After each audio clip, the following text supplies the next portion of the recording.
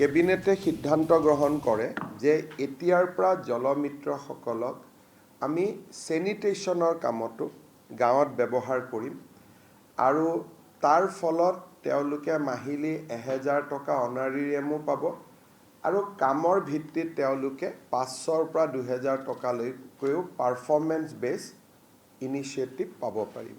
যে পেহেলগামত যিসকল ব্যক্তি পৰলোক প্ৰাপ্তি হ'ল, হত্যা হ'ল, তেওঁলোকৰ পৰিয়ালক আমি 5 লাখ টকাকৈ এটা সৰু সাহায্য এটা আমাৰ শ্ৰদ্ধাৰ চিনস্বৰূপে আগবঢ়াম।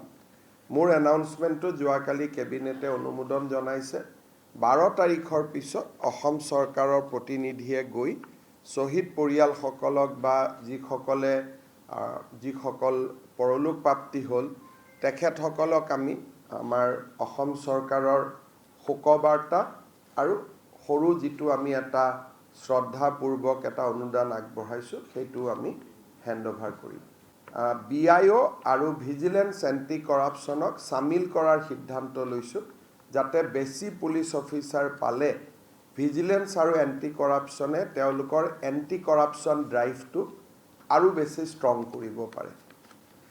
আমি নলবাৰী জিলাত এটা ঘোষণা কৰিছিলোঁ যে তাত যিটো দীৰ্ঘকালীন OBB এটা সমস্যা আছিল, কিছুমান শিক্ষকে OBBত চাকৰি পালে নাপালে, চাকৰি বাদ পৰিলে।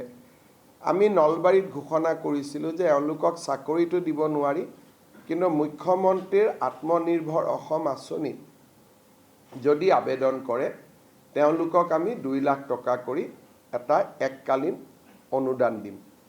347 গৰাকী OBBৰ আবেদন আমাৰ লগত আছিল।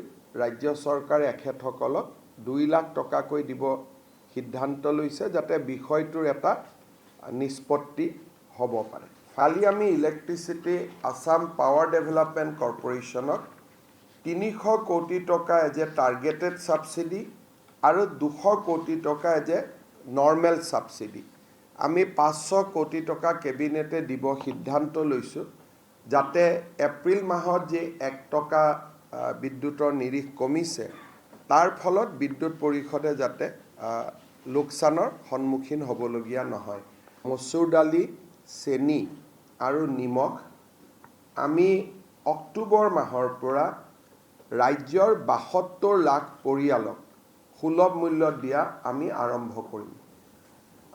মচুৰ দালিত প্ৰায় 30 টকা সুলভ মূল্যত পাব, চেনিও ঠিক সেইধৰণে 20-30 টকা সুলভ মূল্যত পাব। সেই সময়ত দামটো লৈ পেলাই আমি গম পাম আৰু নিমখো প্ৰায় 10 টকা কম মূল্যত পাব।